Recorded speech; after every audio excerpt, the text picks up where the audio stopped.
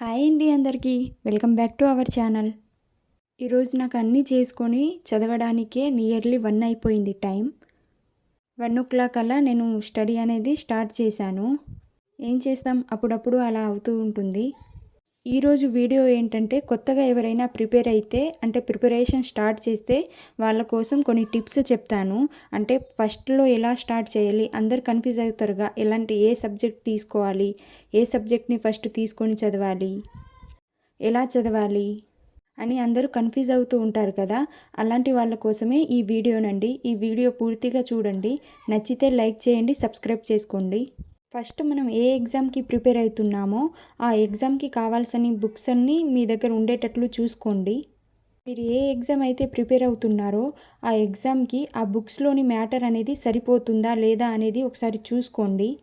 అలా చూసుకున్న తర్వాత మీరు అలా 1 మంత్ టైం టేబుల్ వేసుకోండి.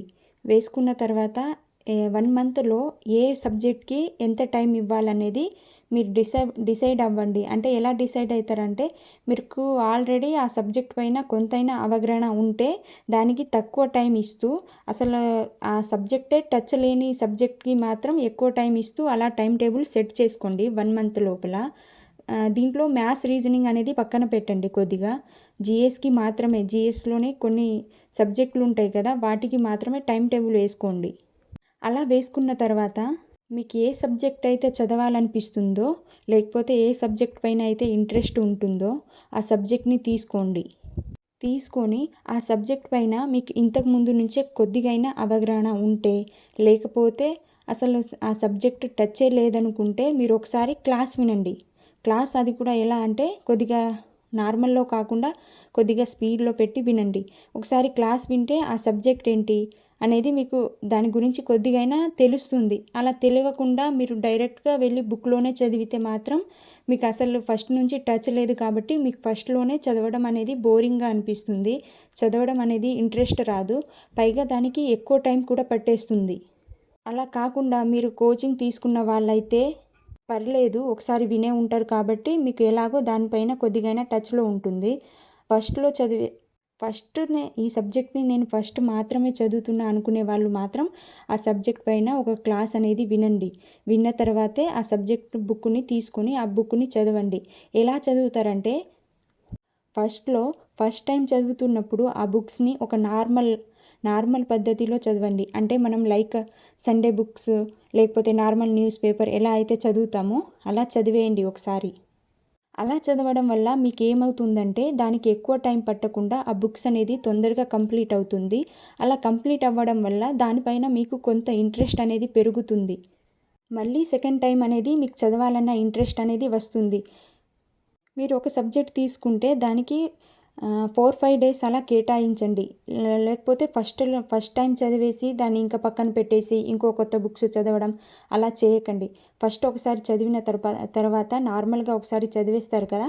సెకండ్ టైం చదివినప్పుడు మాత్రం ఫస్ట్ చదివిన దానికంటే కొద్దిగా ఎక్కువ సమయం తీసుకుంటూ దాంట్లో ఎన్ని టాపిక్స్ ఉన్నాయి, ఏంటి, ఆ సబ్జెక్ట్‌లో ఎన్ని టాపిక్స్ అనేవి కవర్ అవుతున్నాయి అనేది ఒకసారి చూసుకుంటూ మీరు సెకండ్ టైం అనేది కంప్లీట్ చేయాలి. అంటే ఏదైనా ఒక చాప్టర్ తీసుకోండి ఆ సబ్జెక్ట్ నుంచి. ఆ చాప్టర్‌లో ఇన్ని టాపిక్స్ ఉంటాయి. ఆ టాపిక్స్ ఇవి అన్నట్టు మీకు కొన్ని పేర్లు అనేవి గుర్తుండేటట్లు చూసుకుంటూ చదవండి. అలా ఫస్ట్ చదివిన దానికన్నా సెకండ్‌కి కొద్దిగా ఎక్కువ టైం తీసుకుంటూ ఆ సబ్జెక్ట్ అనేది కంప్లీట్ చేస్తే మీరు ఆ సబ్జెక్ట్‌ని మూడోసారి చదువుతున్నప్పుడు మీకు ఆ సబ్జెక్ట్ పైన మీరు ఫస్ట్ టైం ఎలా చదివారంటే నార్మల్‌గా ఆ బుక్‌ని తిప్పేశారు అంతే. సెకండ్ టైం ఎలా చదివారంటే దాంట్లోని టాపిక్స్, మళ్ళీ దాంట్లో ఉన్న ఏవైనా పేర్లు అవి గుర్తుండేటట్లు ఆ సెకండ్ టైం రివిజన్ అనేది కంప్లీట్ చేశారు. మూడోసారి ఎలా చదువుతారంటే ఫస్ట్ టైం చదివింది ప్లస్ సెకండ్ టైం చదివింది రెండిటిని కలిపి మూడోసారి నెమ్మదిగా ఫస్ట్ టైం పట్టిన టైం కంటే సెకండ్ టైం పట్టిన టైం కంటే మూడోసారి పట్టిన టైం కొద్దిగా ఎక్కువ తీసుకుంటూ ఆ సబ్జెక్ట్లోని చాప్టర్ని మొత్తాన్ని అర్థం చేసుకుంటూ కొద్దిగా ఎక్కువ టైంతో ఆ బుక్ అనేది కంప్లీట్ చేయాలి. అయితే మీకు ఇంకొకసారి చదివినప్పుడు మొత్తం ఆ బుక్ అనేది మీకు ఏంటో మీకు అర్థమైపోతుంది. ఆల్రెడీ మీరు క్లాస్ విని ఆ బుక్స్ చదువుతారు కాబట్టి మీకు మొత్తానికే గ్రిప్ అనేది వచ్చేస్తుంది. అలా మీరు ఎంచుకున్న సబ్జెక్ట్‌కి ఎన్ని డేస్ అయితే కేటాయించారో అన్ని డేస్‌లో ఎన్నిసార్లు మీకు చదవడం వీలవుతుందో అన్ని సార్లు మీరు చదవడానికి ట్రై చేయండి. అలా మీరు అన్ని సబ్జెక్టులు కంప్లీట్ చేసేసి మళ్ళీ ఆ సబ్జెక్ట్ వరకు టైం వచ్చేసరికంటే మీకు అవి కొద్దిగైనా గుర్తుండేటట్లు ఉంటుంది. ఫస్ట్‌లోనే నోట్‌బుక్ ప్రిపేర్ చేసుకోవాలా అంటే మనకు ఓన్‌గా ఒక చిన్న నోట్‌బుక్ అనేది రాసుకుంటూ ఉంటాం కదా! అలాంటి బుక్ ఏవైనా ప్రిపేర్ చేసుకోవాలా అంటే ఫస్ట్‌లోనే అవి చేయకూడదండి. చేస్తే మీకు ఆల్రెడీ మొత్తానికే ఏం నాలెడ్జ్ ఉండదు. మీకు నాలెడ్జే లేనిదే మీరు షార్ట్ నోట్ ఎలా తయారు చేస్తారు చెప్పండి? మీకు దానిపైన గ్రిప్ ఉంటే మాత్రమే దాంట్లోని ఇంపార్టెంట్ పాయింట్స్ కొన్ని టాపిక్స్ అవి మాత్రమే రాసుకుంటారు. మీకు దానిపైన గ్రిప్పే లేనప్పుడు మీకు ఏం రాయాలో కూడా అర్థం కాదు. మొత్తమే రాసుకోవాలనిపిస్తుంది. అలాంటప్పుడు అది ఇంకొక టెక్స్ట్ బుక్ అవుతుంది కానీ షార్ట్ నోట్ ఎలా అవుతుంది? అందుకే మీరు ఒక 2, 3 సార్లు రివిజన్ చేసిన తర్వాత దాన్ని షార్ట్ నోట్‌ని ప్రిపేర్ చేయడానికి ట్రై చేయండి. ఇలా మీరు 1 మంత్‌లో ఎన్ని సబ్జెక్ట్ అయితే రాసుకున్నారో టైమ్ టేబుల్ అన్ని సబ్జెక్ట్‌ని సేమ్ ప్యాటర్న్‌లో ఒకసారి ట్రై చేసి చూడండి. మీకు బెస్ట్‌గా రిజల్ట్ అనేది వస్తుంది. నేను చెప్పిన ప్రాసెస్‌ని ఇంకొకసారి చూసేద్దాం. ఫస్ట్ నార్మల్‌గా చదవండి.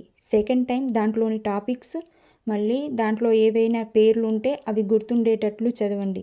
మూడోసారి మాత్రం రెండిటిని అర్థం చేసుకుంటూ 2 కలిపి ఫస్ట్‌ది, సెకండ్‌ది చదివినప్పుడు తెలుసుకున్న మ్యాటర్‌ని రెండిటిని కలిపి మూడోసారి చదివినప్పుడు మొత్తం అర్థం చేసుకుంటూ నెమ్మదిగా ఆ బుక్ అనేది కంప్లీట్ చేయాలి.